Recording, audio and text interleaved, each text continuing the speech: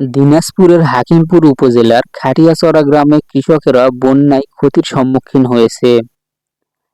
রাস্তাতে পানি নিষ্কাশনের জন্য পূর্বে 5টি কালভার্ট থাকলেও বর্তমানে রয়েছে 2টি কালভার্ট।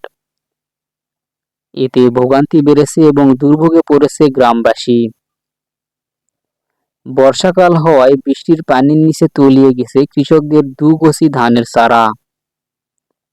পানি বৃদ্ধি হওয়ার ফলে মৎস্য চাষিদের পুকুরের মাছ বের হয়ে ক্ষতির সম্মুখীন হয়েছে এবং ভারী বৃষ্টির ফলে গ্রামবাসীর কিছু মানুষের মাটির বাড়ির দেওয়াল ভেঙে পড়েছে।